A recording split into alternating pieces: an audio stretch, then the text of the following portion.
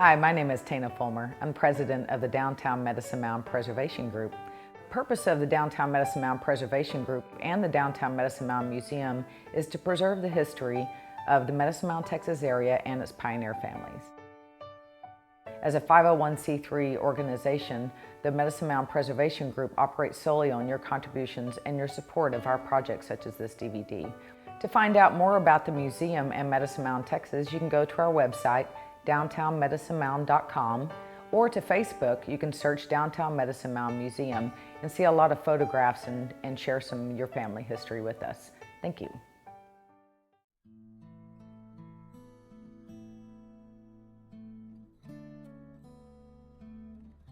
Mr. Hicks, our Hicks, and his wife Lily, and Lon Cobb and his wife Myrtle came to Medicine Mound in about 1927 from Bonita down in Montague County.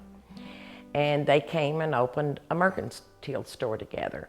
Well, then they lost the store in the fire, and then in, I guess it would be about 1934, 35, somewhere along there, they built this building that stands today. And then in 1945, Mr. Cobb died. So Mr. Hicks had the store by himself, he and his wife. And they raised their family here, and they had this wonderful little store for all the farmers and the ranchers to come to. They had, of course, groceries and meat, wonderful pop and candies. You could buy a soda pop for a nickel. And they carried cotton sacks, some chicken feed, you know, just the basic supplies that everybody needed to get by with between their trips to town. You know, the big town's 25 miles away. And then this store operated all these many years, and then in about 1966, Mr. Hicks died and the store was closed. Mr. and Miss Hicks had 3 sons and a daughter, Mina. And Mina just had this vision of taking this little store and, as she called it, make it her playhouse. But she started collecting artifacts of the area of Medicine Mound, photographs of the pioneers, and she would have social activities out here. And then it just, as I understand, it just kind of morphed into a museum. And then when Mina was no longer physically able to keep this operation going, she had the vision to establish a nonprofit, deeded all the building and the contents and everything to the Downtown Medicine Mound Preservation Group. And then we continue it as a museum today. It's just kind of a life mission to me to keep that touchstone available for people to come back to.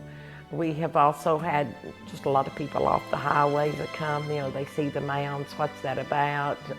We're all over the internet. Texas Country Reporter came out one time, did this fabulous show on it. And so I just want to keep those stories alive. There's nothing more thrilling than someone to come in and say, well, my grandmother or great uncle or whatever lived out here. Do you have any pictures of them? Well, yes, right up here on the wall. And, or maybe we have some in our archives, the genealogy we can share with them. And people want a place to go back and touch home. And that's what we're endeavoring to do, and I think we do it.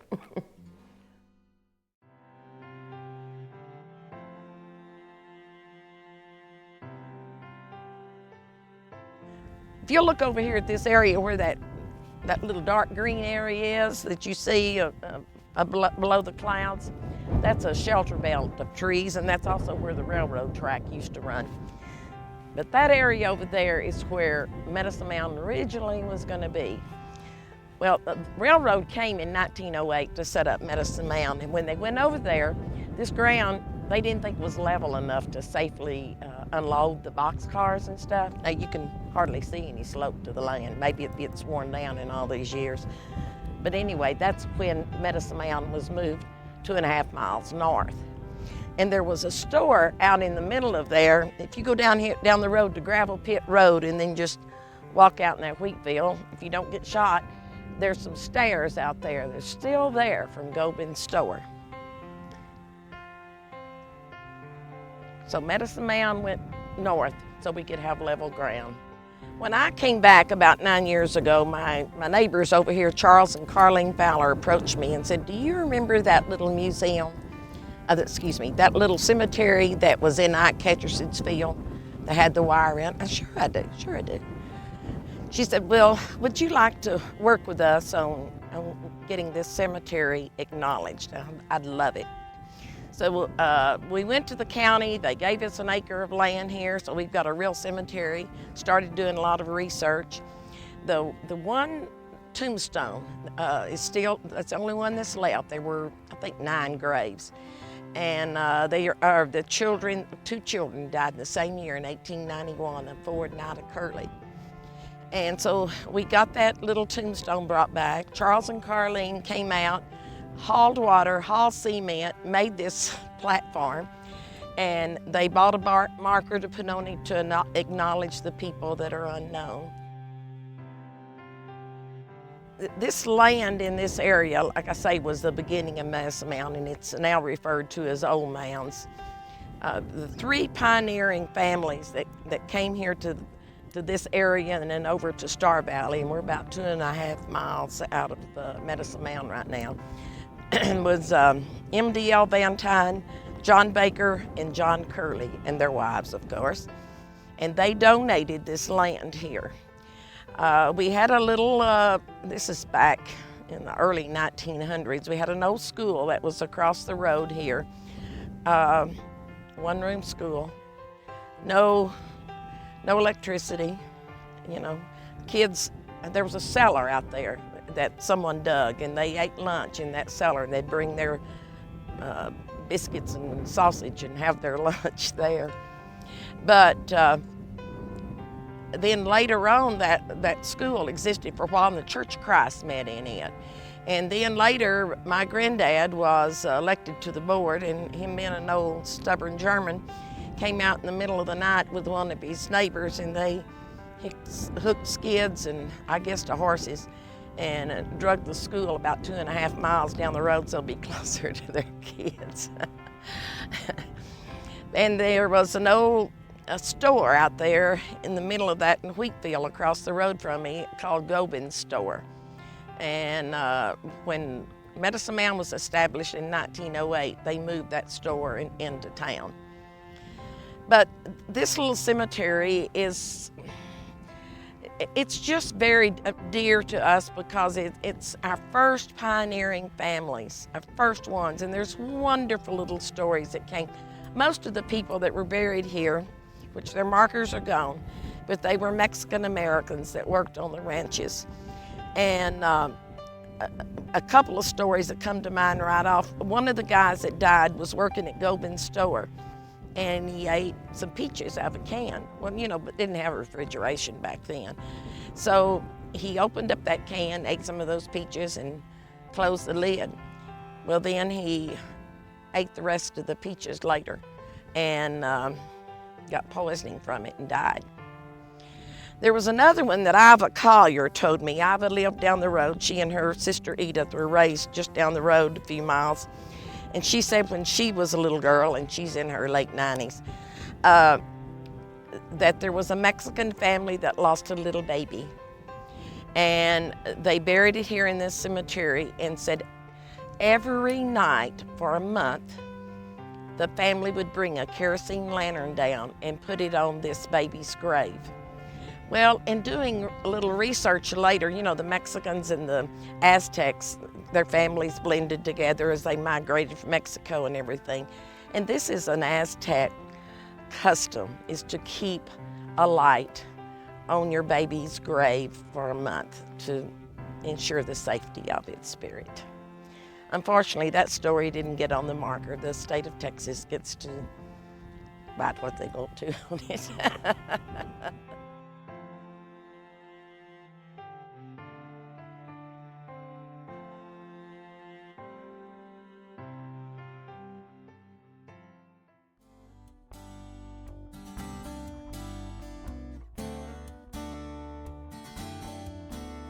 the round stones that are used in this building came out of Medicine Park, Oklahoma. Don't know particularly why, but over there you can just harvest these stones. They're laying on the ground. They were shipped in here by rail car, and then of course they laid them pretty much as you would any other masonry product, brick or stone. Vault, which is in the other building, which was the old bank building, the vault is actually reinforced with these round stones. They would pour the concrete up to a point, drop the stones in while the concrete was wet, and then pour some more, so that if you ever decide you want to tear that vault down, you'll be in for a real surprise. It's full of granite stones. Neat place, wonderful place to be in.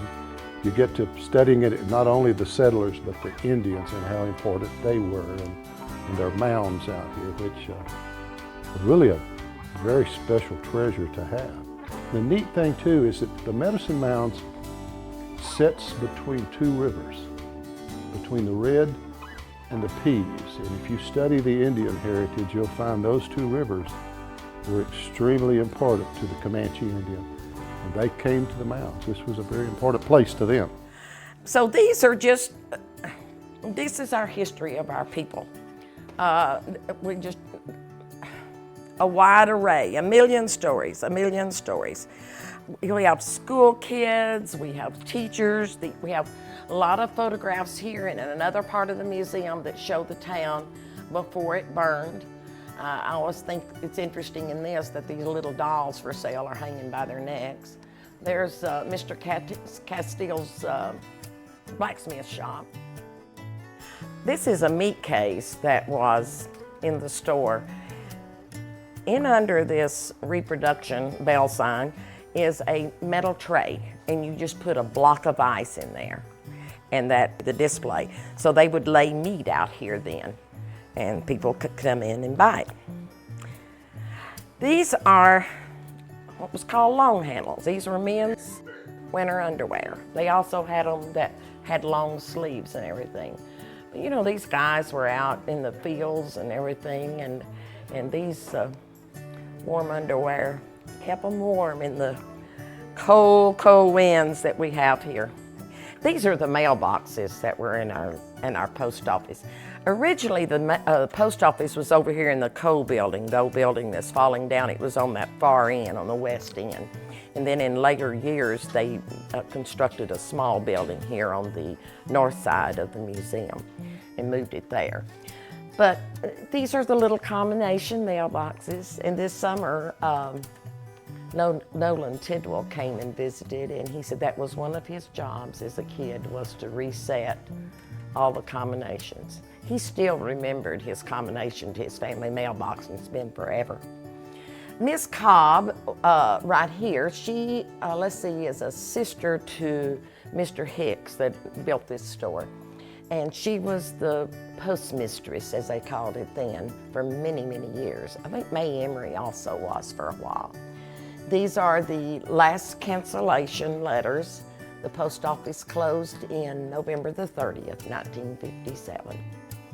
And then these are, of course, the pictures of Franklin Roosevelt and Abe Lincoln. And back then, all the post offices had pictures of them. They were in every classroom. These were the icons for the children. We always paid homage to Franklin Roosevelt and Abe Lincoln. This is really unrelated to the mailboxes, but it's sweet. This is called a collar. And this is handmade. This belonged to Mina's grandmother, Medora Deaton Holmes. Back then, women only had one good dress to go to church, and it was always black, and of course funerals.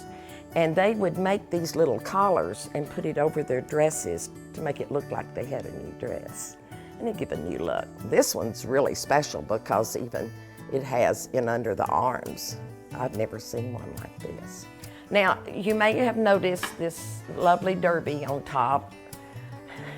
Totally unrelated to Medicine Mound, but we love it. Johnny Depp wore that in Willy Wonka and the Chocolate Factory. Now, how did we get it? I'm not talking. This is a swimsuit, a woman's swimsuit. Probably late 30s, early 40s. This is a Jansen, which is top of the line. It's wool.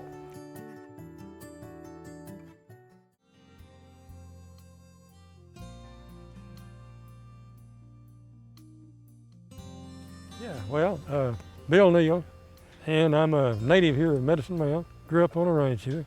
Still own a small ranch over there, and live in Abilene now.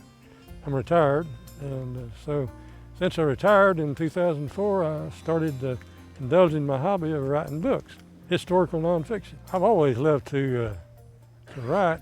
When I went to law school, I spent about 3 years as a reporter. Abilene Reporter News in Abilene, Texas, and then in Amarillo, the Amarillo Daily News. And so I always enjoyed writing, and but the heck of it was, you just never could make much money being a newspaper reporter. So I went to law school. Spent 40 years practicing law, and then I retired and started writing, because now I can afford it. I've got 4 books on nonfiction, Western history, West Texas, New Mexico Territory and Oklahoma Territory, and kind of growing up with the West, and converting it from the frontier days to the modern days. And particularly since I'm a lawyer and practice criminal law, I've kind of focused on development of the law in the frontier from the Wild West days when there was no order and then a little law, and finally we have developed into somewhat of a law-abiding society, at least. Grandfather homesteaded this ranch over here where the Mounds are in 1897. And my dad was born here in 1901, and I was born here in 1936 and grew up on that same ranch. I still got a smaller ranch over there that adjoins it with a getaway home that we come to, kind of enjoy getting away from traffic, cities, and so forth. Well, I think it's sedimentary. I think a lot of the surrounding area sort of washed away, but there was some rock formations and gypsum formations there that didn't erode, and it left those 4 mounds. And the Indians that were here, Native Americans, before we were, they particularly thought the largest mound had the plants that grew on it was good medicine. And they would, I think, boil them or do something with them, eat them, and they thought it was therapeutic, so they called it Medicine Mound, the big one. My grandfather and I did a lot of hunting and fishing together, and of course I was always kind of the drag rider of the cowpuncher bunch. When we drove cattle anywhere, they always put me on the drag, the back end, to keep the little calves coming with the herd. And so anyway, I always enjoyed that. I liked horses and cattle and being just in nature.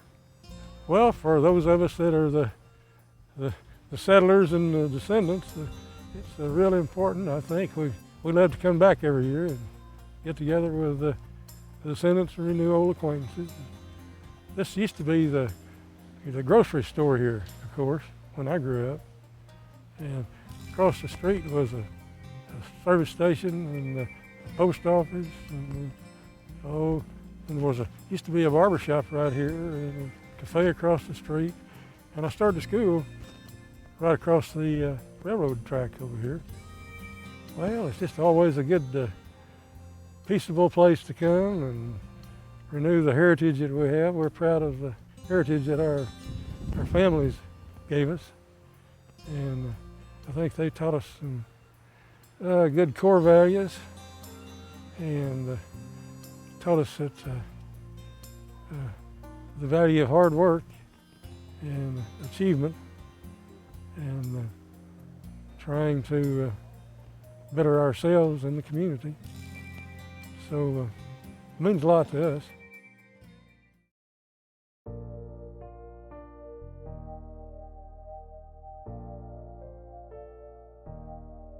These are actually boys' uniforms. We just don't have any male mannequins. These are high school boys' basketball uniforms, made of wool, no less. And I want you to just look how tiny they are. Now, if that doesn't show you, how our kids have gotten larger now. This is a Medicine Mound letter jacket. Medicine Mound Owls. Back then, the state didn't fund any extra activities. So we had the community really coming together to buy sports equipment, to buy just those extra things for kids. Like the Home Demonstration Club would raise money and have a Halloween festival and cakewalks and all that sort of stuff to raise money to buy us baseballs and bats and basketballs and things like that. Uniforms. These boys didn't have uniforms, and Hewlin Matthews, a man that lived here in town, gave them 2 or 3 acres of cotton, and those boys went out by hand and pulled that cotton to raise their money to buy their uniforms. Our women are just, they were outstanding. We had a home demonstration club, like I mentioned here, and then the county had agents, and those agents would come out once a month and present a program. And they would teach, new techniques like in canning or cooking. They had sewing classes. I know my mother had made a suit there one time, a church suit, and she was so proud of that. But they really came together, and even, in the late 30s, early 40s, the women would go out to their neighbors' gardens and pick black-eyed peas and okra and things like that, and they would can that for the school lunches.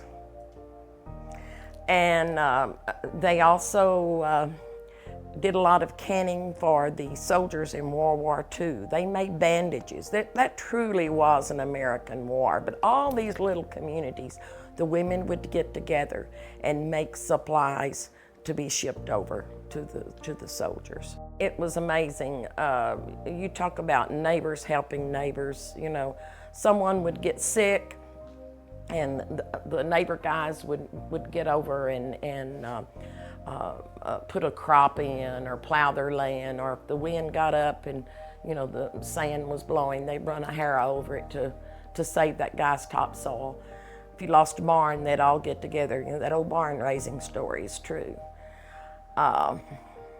Something else they did that always touched me was, back then when someone died, they didn't have equipment to dig a grave. And these guys would go over in that old hard red dirt and dig a grave. Dig a grave by hand to put their friend in. Also, another thing, a lot of times the bodies were brought out to the homes and kept there. And people would set up with the body, they called it, so that body was never left alone. My daddy, just numerous times, he left late at night to go to town or out here to set up with a body. And it was just an act of honor, appreciation that they did for their neighbors.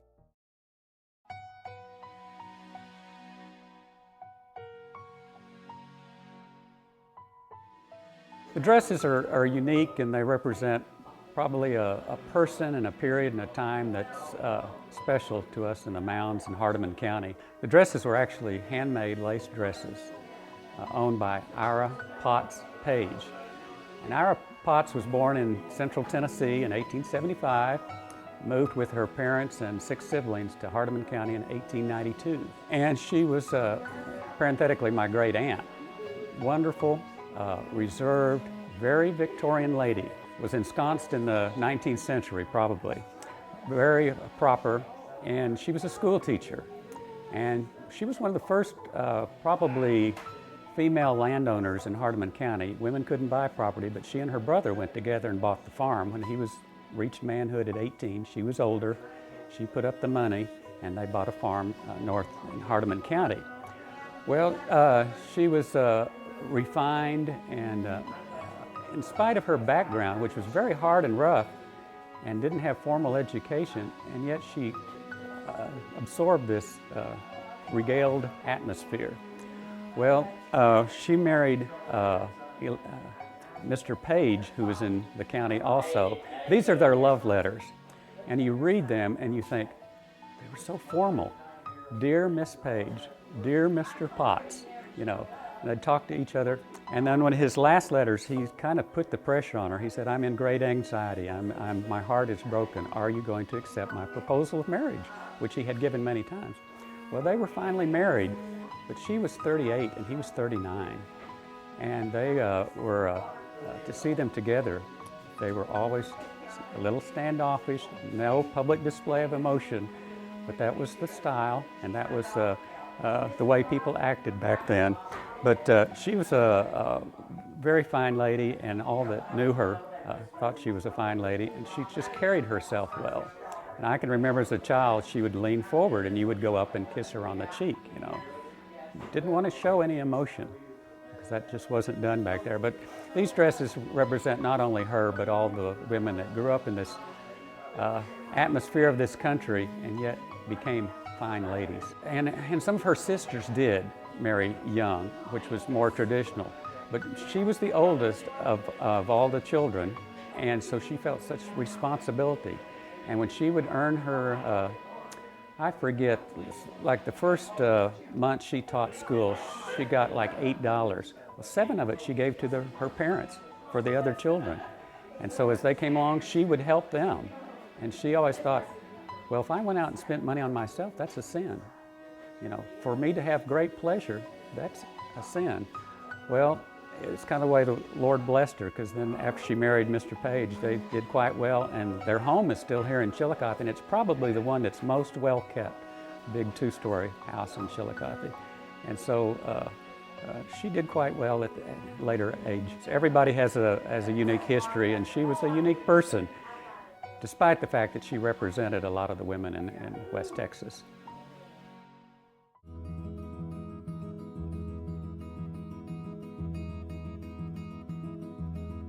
In the beginning, when the railroad came in to establish the town, the railroad was built in 1908, is when this town started. But this couple here, Whistling Joe Tidmore and his wife, and Jim Tidmore and his wife, this is his son, Ella, came, and Jim Tidmore had the foresight to come in and plat a bunch of the town, and so then he sold real estate. And he also was a cotton buyer, he was a banker, they had a mercantile store. So they were some of the earliest pioneers here in the community. And they were thought of to be the most prosperous. They had a daughter, Lena, who is shown here, and she was in love with her schoolmaster, as they called it then, Thurman Bellamy. He was 19. Back then, this school wasn't accredited, and they didn't have to have a college education to teach. They could just, after high school, they took a 6-week course and an exam, and they were school teachers. But here they are in the buggy of beautiful downtown Medicine Mound at the beginning. Here's another picture. This just was an old western town that the railroad built. I mean, this looks like Gunsmoke could be filmed there. All wooden buildings. There was even a 2-story hotel, if you can believe that. But as time went on, Lena and Thurman were getting pretty serious. So they forbade her to see Thurman anymore for reasons unknown. So she wrote Thurman a goodbye letter. We have a copy of it here. And she said, I just can't stand to be fussed at anymore. And if I can't be with you on earth, I'll be with you in heaven. And she said she was gonna cross the dark river of death. So she walked down a couple of blocks or so, down here just on the other side of the museum, to the drugstore, Charlie Whittle's drugstore, and bought a bottle of carbolic acid. And she was seen walking down the road by the section hands on the railroad, tipping the bottle. And she fell in her mother's arms, declaring her love for Thurman. After that, Thurman went on and, years later married and had a family and everything. When he died, he always had a little box, and it was Papa's box, And the girls said no one ever bothered it. But when he died, they opened the box and there were all of these love letters that he'd kept all those many years from Lena. And just recently then we found this photograph of Lena's. This was in Thurman's daughter's things when she passed away, Dorothy Caldwell. And the girls gave us, and their son gave us this picture of Lena, and it was in a broken frame, and there was this little love note that was behind the frame. But as time went on, and when Jim Tidmore was in his early 40s, he had an appendectomy, went to the hospital, was not doing well. In fact, Miss Tidmore by that time had already started her starting little fires. She would poison people's water wells. She would kill their dogs. And, you know, cyanide was found on the ground. She even, she tried to start the fire to the Boyd house next to them. She started a fire in her own house. One time even locked one of her daughters upstairs and set her house on fire. And the younger brother came in and got the fire out and got the girl out. But then in 33, in April of 33, Ella walked down to the other side of this building to the barbershop and started a fire. And of course, you know, we didn't have a fire department out here, and all the buildings were wooden, and the town went up just like that. She was never prosecuted. It was never investigated. I know my dad was raised here, and I asked him one time, you know, who burned the town down? And he just said, oh, an old crazy woman. People just protected her. And you know, she was a sick woman. It's really, really sad. But the lady had such tragedies. Right when they moved here, she had a brother that drowned in Lake Kemp. And they had 2 babies that died at birth. Then Lena's suicide. You know, that's a lot for anyone to deal with.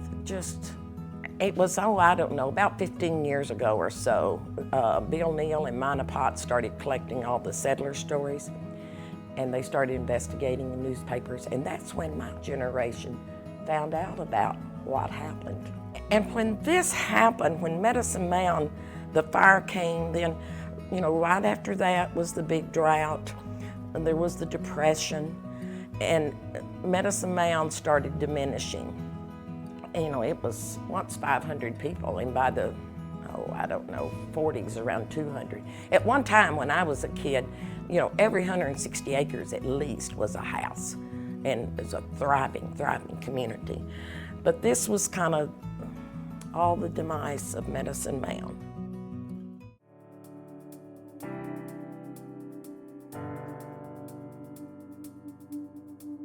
I'm Bobby Wall. I grew up here in Medicine Mound. I went to school over to Medicine Mound School till the 7th grade, and then we went to Quanah for high school. Consolidated with Chillicothe in Quanah. Anyway, I went to Quanah, graduated there. I live south of Fort Worth now in Granbury, Texas, but I still have my land, land that my father had. I still have it up here. So I come back periodically, see if it's still here. I never have figured out why it was called the Doodlebug. It consisted mainly of just an engine and a caboose, and maybe one car in between them. Well, they picked up cream here. All the farmers would, they all had milk cows. Well, you couldn't ship milk. I mean, you know, it didn't have refrigeration, but they would separate the cream from the milk, and they would ship cream to Trinidad, Colorado is where it went, and to a creamery up there. And they'd pick it up at the depot. And so I don't know, I know a train came through going north and then one came through going south, but I don't know how many times a day that had happened, maybe once a day, I don't know. They had a car that you could ride in, When I was a young boy, we used to ride on the Doodlebug. We would catch it here and ride to Chillicothe, which is 9 miles, and go to the picture show. If I'm not mistaken, it cost a dime to ride over there. If you had a quarter, you could ride the Doodlebug, go to the picture show and buy some popcorn. But the only problem with that, you had to make sure you caught that last train going south coming back, and we missed it one day. That didn't go very well at all. First of all, this one fella said it's not far. We can just walk down the railroad tracks. I don't know if you ever tried that, but there's no way you can't step on ever cross tie. There's no way you can get a good pace. You're gonna trip. That's the longest 9 miles I ever walked in my life. So I never missed it again. We used to go to the depot when I was a young boy, just like boys were. And Mr. John A. Gillen was the guy that ran it. There's a big old potbelly stove out in the middle of the waiting area. I believe it burned coal. Pretty sure it did. And John A. smoked rolled up cigarettes, so as young kids we all had to try that, you know. And the old depot wound up, somebody probably already told you this, but it wound up in Quanah, Texas. They made a restaurant out of it, a steakhouse. It's still on Highway 287, but it's closed down now. I came back after I got out of the Army. I came back here in the 60s, and it was still running primarily just to pick up wheat during the wheat harvest. My dad's family came on that Doodlebug. They rode it from right out of San Angelo, where it goes south, and a little town called Wall, Texas, which is named after my great-grandfather. They rode the Doodlebug up here when my dad was a year old. There's a picture right there. In fact, he's the baby. I still catch myself every now and then when I go across where it crosses this pavement up here. I slow down every now and then. You know, there's no train, but I slow down anyway. But we used to put pennies on the track, as kids would do, see them squashed. Then we went to 22 shells. That was real smart.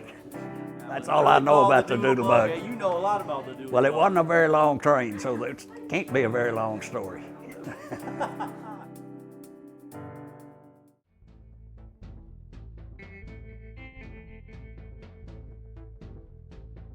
Sammy Denton Grange. I'm from about 5 miles southeast of here. The coal building, it was a bank. And the vault is still in there because if they'd got the vault out, they're going to tear a big part of the building down to get it out.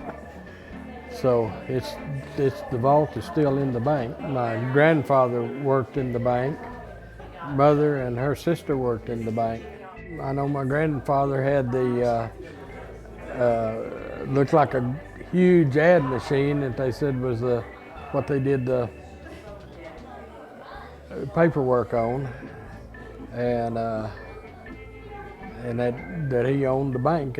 That's about all. Other than my mom and sister would come in from college and work in the bank during the summer and on holidays.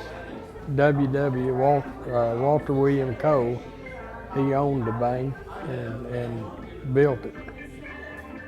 And he come to this country in about 1902. He bought a section of land and put a crop in and paid for it that year with the crop. And then he went back and brought his family here, which consisted of his wife. Her name was Susan White, and the one son and one daughter. And they built their home over on the place.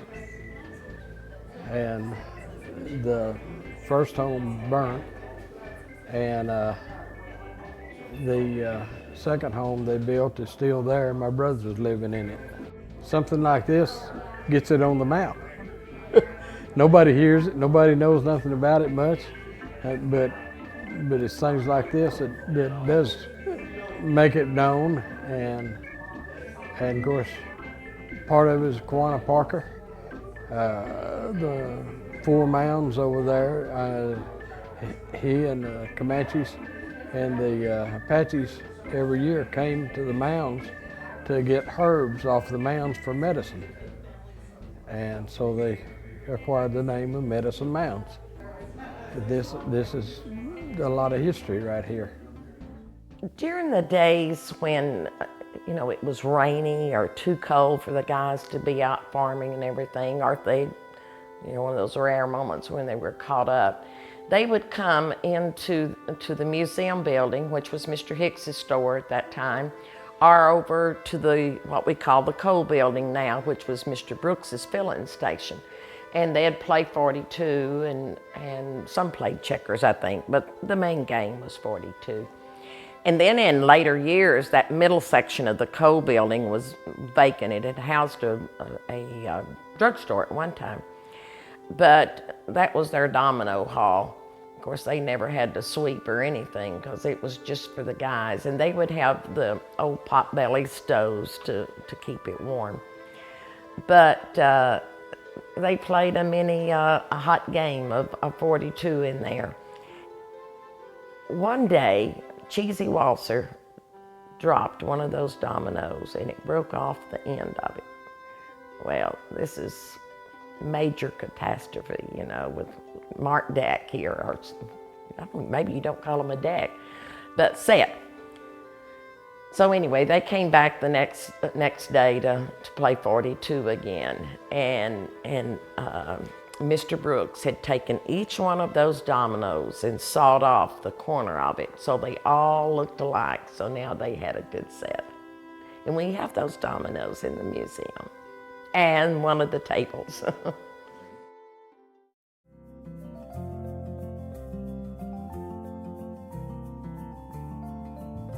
My name's Dave Foster. Live in the Houston, Texas area now, but I grew up in and around the Mounds, mainly in Chillicothe. My parents are from the Mounds, lived here the majority of their life. Therefore, that's where my love and interest comes from. Well, it's as I understand it, my grandparents on my father's side came here at about the same time as the grandparents on my mother's side. And they came down out of the Canyon, Texas area. Not quite sure why they came here, other than that the year they came down, it was an extremely prosperous year, and they thought they had found the land of milk and honey. Well, little did they know, there's a little vinegar along with it. So it's a pretty tough place to live, but they lived here for many, many years, out sort of southeast of town. My dad actually was a little country builder, and when they had the fire at Medicine Mounds and they rebuilt this building and the building next door, my dad was one of the people that worked on the construction of it. One of my fondest memories is that coming here for Christmases, on my mother's side, her parents actually lived in the old school. Her mother was the cook for the cafeteria, and her father, my grandfather, was a custodian and bus driver. And I'll never understand how it came to be, but when the school closed and the kids started going to school in Quanah or Chillicothe, my grandparents got to continue to live in the old school. And so that gets me to the Christmas story. In that when we would all come, and there would be somewhere from 28 to 32 of us by the time the mother and grandmas and grandpas and great-grandpas and all the aunts and uncles and kids would get here, there would be a pretty sizable group. Well, it wasn't any trouble to take care of us because we had the entire school, which was abandoned. It had classrooms, had a gymnasium, which still had the proscenium arch and the scenes, the flying scenes that you could drop like big shades. We had gang showers for girls and for boys. We had everything that you had in a school. Of course, to cook for that many people was no problem because you had a school cafeteria. And it's always been just so such fond memories to remember. All the aunts would sleep in one classroom on pallets. All the uncles were in another, and the little girls would be in yet one other, and the little boys in another. And you'd hear all the aunts giggling late at night, and the old grandpas and the uncles all snoring and carrying on, and the little boys trying to run over and look in the girls' window, and so on and so forth. But it was an absolutely wonderful time. We had playground equipment, merry-go-rounds, slides, swings, seesaws, none of which are allowed on playgrounds anymore. None of us ever got hurt on them. So we would play all day long on that equipment, or we'd go into one of the classrooms and find some old chalk and an eraser, and the blackboards were still there. And so here we'd go play school. If we got tired of that, we would simply walk across the railroad track and come over to the general store, which is now the museum, or go next door to the service station, filling station, and get us a RC Cola and some peanuts. And we just had an entire town to play in. The only thing, you weren't worried about someone accosting anyone or running over. The only thing we worried about were rattlesnakes and tarantulas. But yeah, you learn to live with the challenges. Well, you know, you could make it sad, I suppose, but to me it isn't sad. It's a memory. I think the museum is more than a memory. It's the real thing, and this is where you can look at the walls and find pictures of all the people and the cows and whatever. So I'm not saddened by it. In fact, when I think back to the times, I believe, in all honesty, that the Colliers, which was the family, actually had better facilities here at the Mounds for Christmas and gathering of the family than the Kennedys did at Hyannisport. They couldn't have had all the things we had.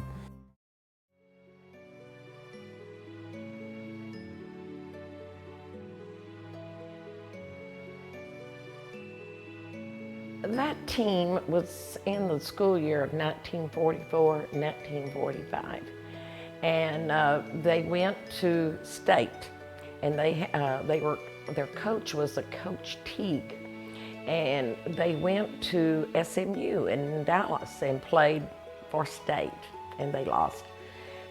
Coach Teague told Bobby Wall, and Bobby just told me this story the other day, that he said our team was really the best. But, you know, we just had these little country boys going into big Dallas, and said they were overwhelmed with the crowds.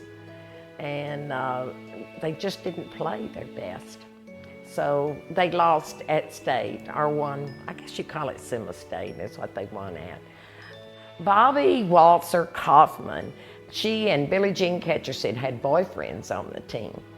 And so they went to this game, and they were in the stands, and they were making lots of noise. You know, they were so excited about their boyfriends playing for state. You know, who wouldn't be? And this Coach Teague made those girls leave the game and go get in the school bus. They couldn't even watch the rest of it. Bobby said her daddy was so angry about that. Their coach was a man named Henry Teague, and the players were Jackie Harbour, W.C. Edmonds, Kenneth Maddox, Glenn Neal Matthews, he's the son of the man that gave him the cotton crop, Charles Norton, Tommy Joe Sauceman, Joe Brimmer, Harlan Brooks, and Bobby Ray Maddox. But that's always been a real sense of pride, you know, from those boys, as I mentioned, having to pull cotton to earn their money to buy their uniforms to go to state is quite an honor, quite an honor.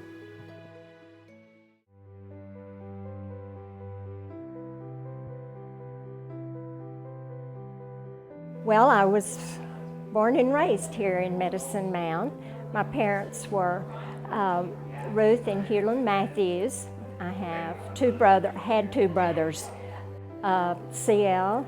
and Glenn. C.L. was 15 years older than I was, and Glenn was 10. My brother that was 10 years older, they went to state competition when he was a senior, and my daddy provided the uniforms for the team. Our house, it was just southeast of the cotton gin, and my daddy worked there, and they went through the process of suctioning the cotton out of the trailers, and the trailers would be lined up during, you know, the high season of picking cotton. And so it went through the process. They suctioned it up, and then it separated the seeds and everything, and they pressed it into bales. And then the bales were sent to Quanah, to the company, oil press, and where they pressed it even farther. North of the cotton gin was this big water tank, and people really didn't know the purpose of it. It was to cool the machinery that was ginning the cotton. We went to the Baptist church here, and in the older building, there was no baptistry. So the Baptist church used that tank out there for baptisms. When it was separate, the seeds, cotton seeds, went into it was a big, tall storage, just plain building, but it was quite large and quite tall. And the cotton seeds came in from the top up there. And so after the season had been going a little bit, those cotton seeds were piled up high, and they were a lot of fun. So when my friends came to visit me, or the neighbor boys and all came over, we would go out there and climb up to the top of that and slide down or jump down or make tunnels. So it all depended on the door being left unlocked. But we had a great time in there. My girlfriends would come and visit, and we would go play in the cotton seed. When I went away to college, of course, we still had the post office then, and so my address was Box 456, Medicine Mound, Texas, which no one knew where Medicine Mound was outside of Hardeman County. When I went to register, my college, he was the college president, but I didn't know that at the time. When he saw my address to register me for school, he said, "You're from Medicine Mound," and I said, "Oh, yes." And he said, "Oh, that's where the Comanche Indians went to get their herbs, up by Quanah." And I was flabbergasted. My mouth flew open because no one had heard of Medicine Mound in all my, travels or anything. And here he was that told me the history of Medicine Mound.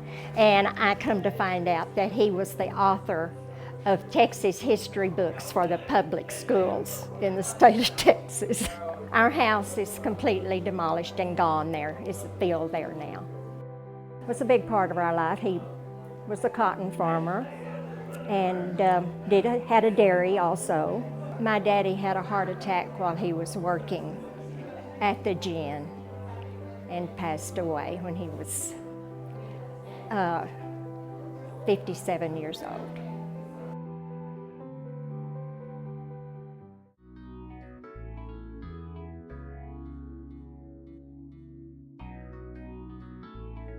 I'm not sure when the telephones came to Medicine Mound. I lived about 5 miles out of town. We didn't get them until early 50s, but they were in operation in the early days. But the telephone wires were put on these poles, and they actually were in under, like you have the highline poles here, and then the telephone poles were right in under it. Or if they didn't have the poles, they'd string them along a fence row. And these were the days of the old crank telephone, and the telephone operators in those days were called central. So if you would have, a crank one long and two shorts, or if you wanted to place a long distance call, you had to ring, ring, ring and call Central, and she would get you in to hook you up to a long distance call. But the telephone operator, or Central, was a lady called Ms. Little, or named Ms. Little, and she lived over here in this house. And she was a blind lady. After the war, or maybe it was a little bit before the war, FDR set up a program for blind people, and they had various vocations. One was telephone operator. Another one was elevator operators in office buildings in the larger towns. They also had what they call cigar stands, but actually they were cigars and cigarettes and pop and candy and things. And those little cigar stands were in the post offices, and they were in the lobby of office buildings. So Miss Little was in this program, and she had her home there, I guess, until she died, and was the central operator. Years after that, you know, various people lived in it. I know Ms. O'Wall lived over there for many years, and then her daughter Una and her husband Robert lived there. And one of their children, they had Stanley and Sharon. Stanley told me that when they lived there, the old switchboard was still in that house. And something going back to the telephone poles, those later were used, a lot of times, you know, after they had different lines in and everything, people would take those old telephone poles and put them up in their yard, and then they'd string wire out, and they used those to hang their clothes out on to dry. So they repurposed them.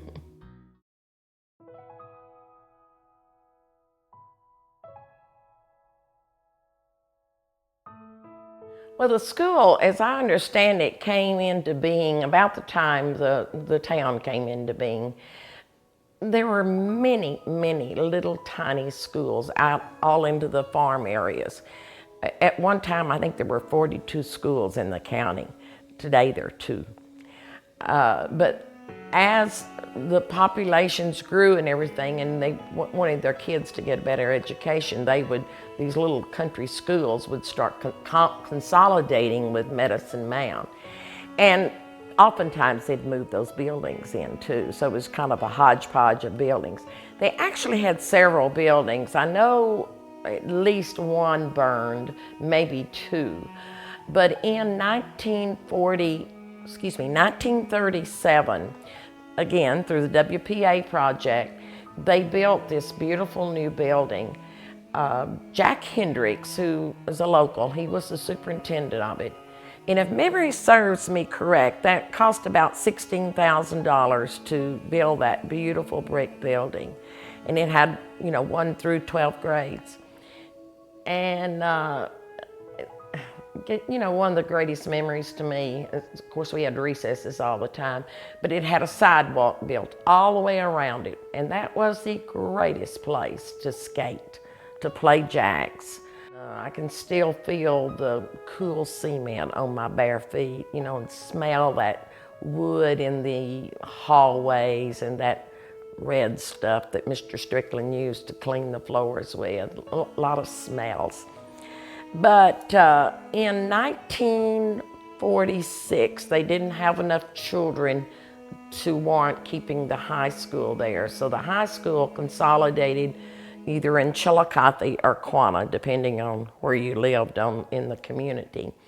And then it continued with grades 1 through 6 until 1954-55 school term. That was the last year that we had the school there. Then in not a few years after that, I don't recall which, you know, the Baptist church had their last service there. The Church of Christ had their last service. And by, I think, 62, the Doodlebugs stopped running. And that was the last thing that was in operation in Medicine Town after that.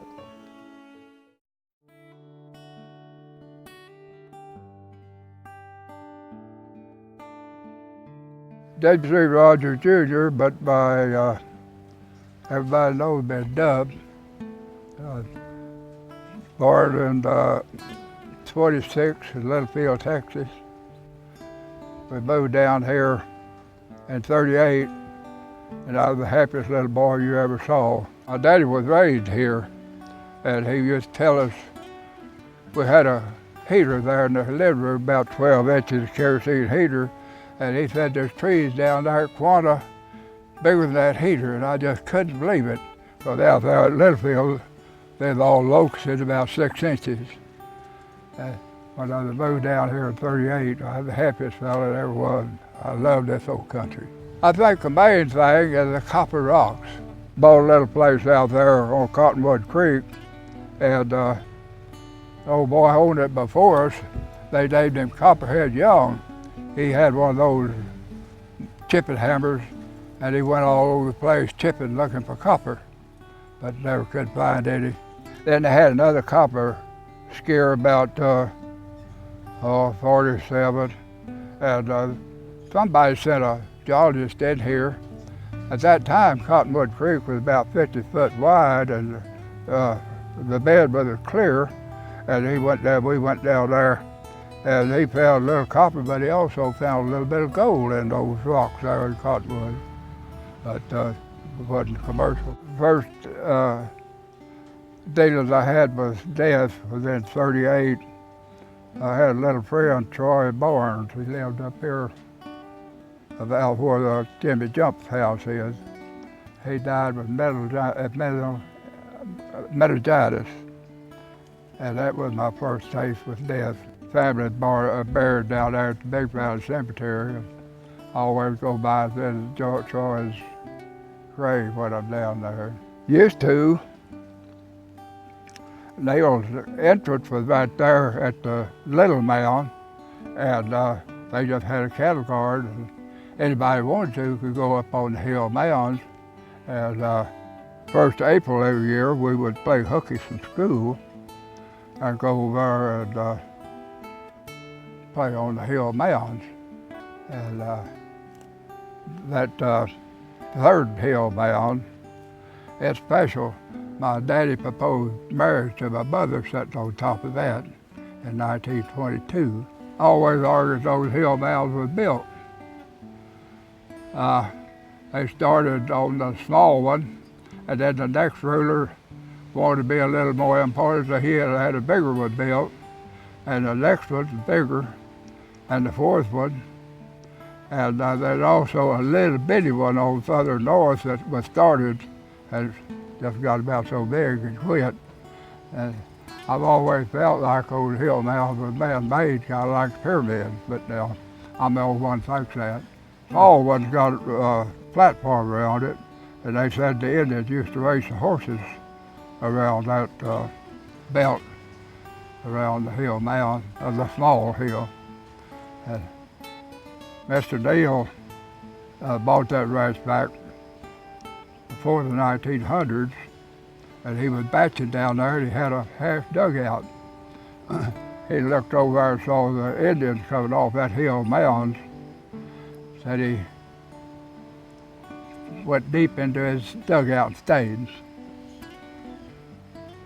They said that over here all about buffaloes, but they said them hill mounds were covered with donkeys instead of buffaloes.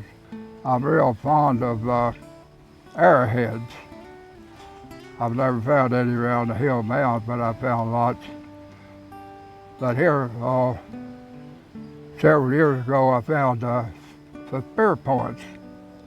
The old aunt said she'd never seen anything like them. I know I haven't seen anybody that ever seen them.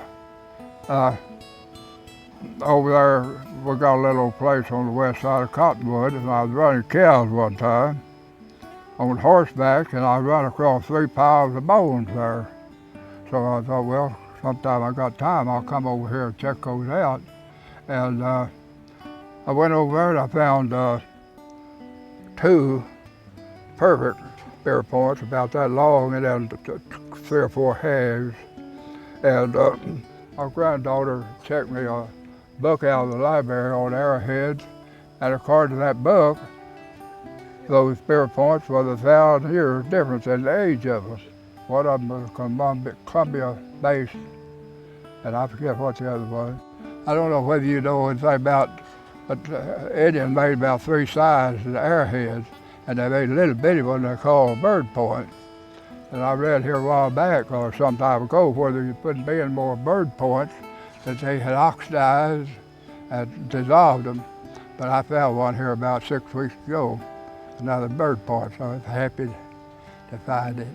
I really enjoy looking for arrowheads. I had the candy case there in front of the store. One day I was sitting there, didn't have anything to do, and I was standing there with my head against that candy case, looking at the candy, and this old boy's daddy walked up and gave me a quarter. Back then, a quarter was, you could buy a whole bunch of candy. And I sure did eat hound hog for a while, but I always remember that, how nice he was to give me a quarter to buy candy. My great-grandkids was out the house. They started to leave, I give them 50 cents a piece. And their daddy said, I said, buy some candy. He said, Grandpa, I won't buy no candy. And I got to notice the candy bars were $1 a piece. But I thought I was being real good. I was just messing around. About the richest I ever was, they had the little elevator over here. And I got a job over there one wheat harvest, 50 cents an hour. Well, I had to get my Social Security number. And man, they had to run me off, get me off the payroll every day. I was really enjoying that 50 cents an hour because I had been chopping cotton for a nickel. It's a nickel an hour.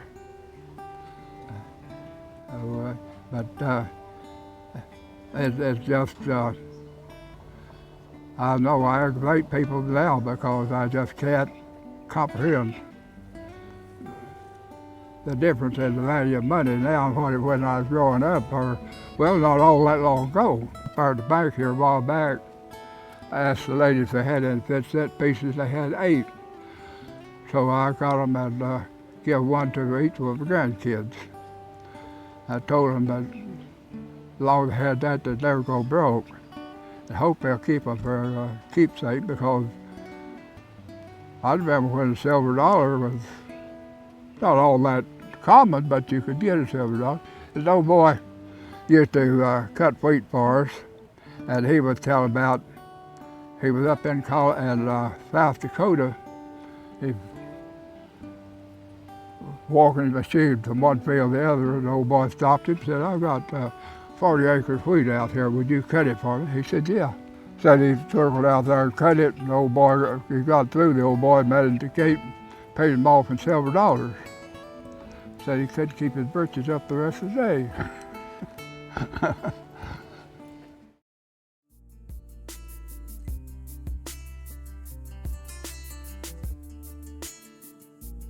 I'm Betty Poole, and I'm from Mansfield, Texas, born and raised in Amarillo. Our relatives are the Bakers, and they came from the Johnson County, which is right south of Fort Worth, and they put all their belongings on a train, a boxcar. Their horses and cattle and chickens and everything they owned, and came to Chillicothe, got off, and then drove their wagons to Baker Ranch, and where they homesteaded. And that's where my grandmother, Belva Baker, was raised. And I don't know what age she was when they moved there, but there were 6 children, and she was a school teacher in this area.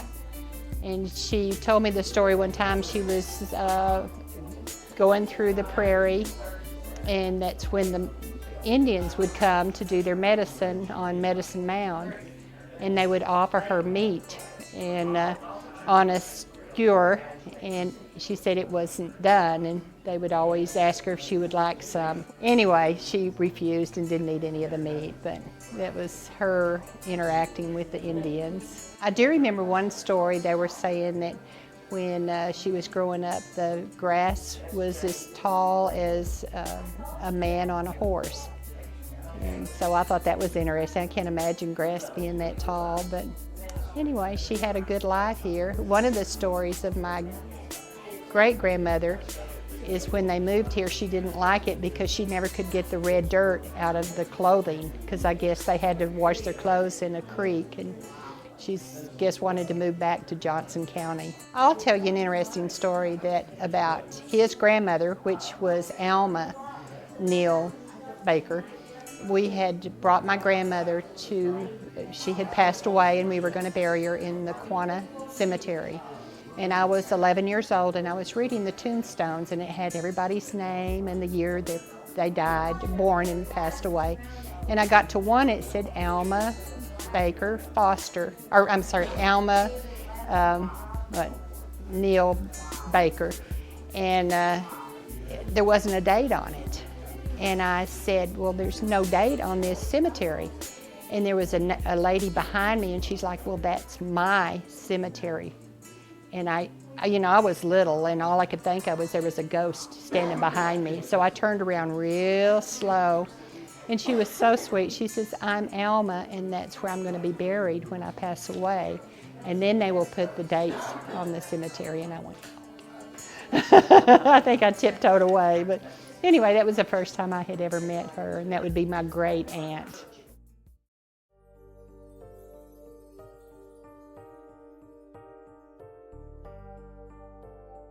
But I want to tell you another little story about my granddad Sturmer. Excuse me. He was an old German, left home when he was 16 or so, and went to Hood County and then came here.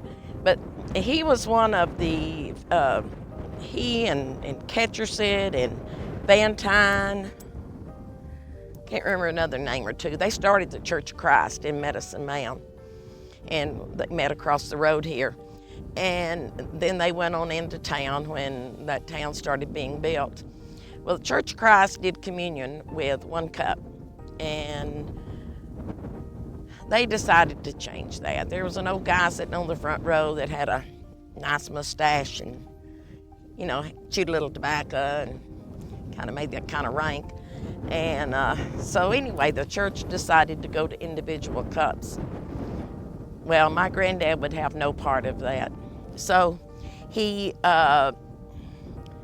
disbanded from that church that was so important to him, and started having church services in his home. Every Sunday, family would come, these other families would come, the Ketchersids and the Van Tynes, and people moved away, and their kids would come back, and my grandmother would cook them all lunch. But all of my life, we had church in that living room. We had 1 cup communion, and my daddy and his brothers would read a Bible scripture. My granddad would always pray. My grandmother was from the old school. She knelt to pray. And of course, the men all knelt to pray. And then after my grandparents died in the 60s, my mother and daddy continued that tradition.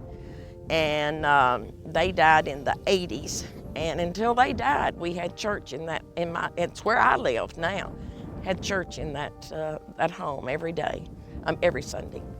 And it just, to me, that's a commitment for someone's belief, He risked separating from his dear friends, who everybody was dependent on each other for survival, But he risked all of that because he lived up to what he thought was right. And so I gotta say, yay, Papa.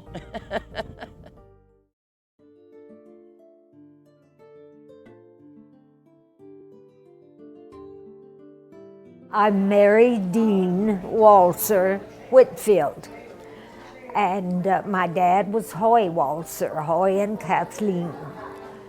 And my mother came with her family, the Gibsons, out here in the early 1930s. And they came in a wagon, driving down through town. And my dad was working at the cotton gin. And he saw her and he said, I'm going to marry her. And he did, and that became Hoy and Kathleen Walser. Her family lived here for a while and moved back to Oklahoma, but they left her and Aunt Dean, Janine's mother, out here. They were sisters and both married here. So I've grown up looking at the mounds, and the beautiful picture out front of the mounds and the canola, that was taken in my driveway. So I can see the mounds every day. And you know, to me, in our life that's full of rush, rush, rush, and hither and thither, there is one constant. The mounds are always here. I remember going out after watching the attack on us in New York City on television and walking out and looking at the mounds and knowing everything would be okay because they were still here. I love living out here now. I love to go to Dallas and go everywhere and eat everything wonderful and go to the movies and come back home and relax. I've had some challenges to my health at times, but I come back home and I heal there. It's a wonderful place. It's where the sweet water flows. I have irrigation wells that just pour good water out, and it's beautiful. One of the things about living out here that I remember the most was during World War II. And the planes from Shepherd Air Force Base would fly over and train out there. And I would run out and wave at them, and they would tip their wings at me. And we didn't have electricity. So the rural electric co-op put electricity in. And the men that put the poles in and wired everything were German war prisoners. I was so awed by their being different and talking different, and they were so eager to have someone be nice to them, and I was, you know, like 10 years old, and I was out there being really nice, and my mother was ready to shoot me. But it's very important that we know that the electricity was put in by German war prisoners. There were a lot of prisoners over here. Up on the plains, they had a camp. They had 2 or 3 out in New Mexico. And I'm sure they were eager to get home, but they made it. The fact that the mounds are constant, they're there, and it's home. And Fuzzy Wall once told me, Mary Dean, you know you can go anywhere and everywhere. But when you come over Bell's Hill and you see all 4 of those mounds at the same time, you know there's good people there. And it's true, it's been a very good friendship amongst the people. Very meaningful.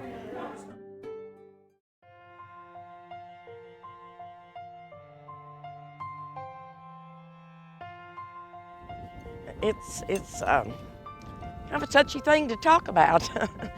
Of course, it's my family, but it's everybody else's family too.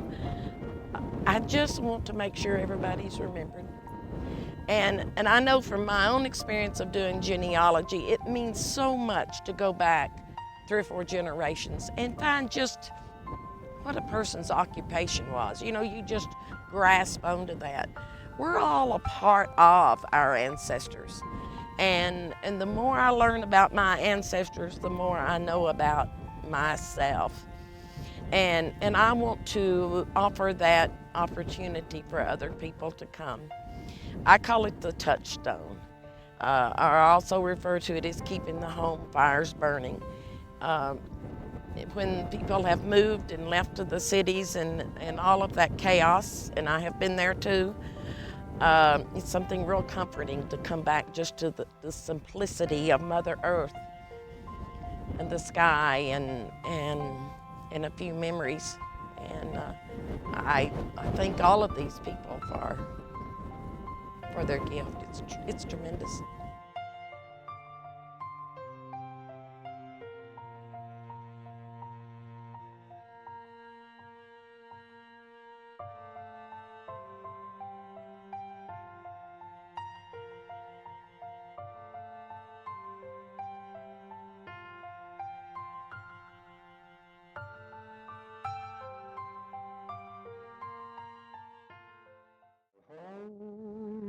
in my heart till I can hold you in my arms like you've never been held before.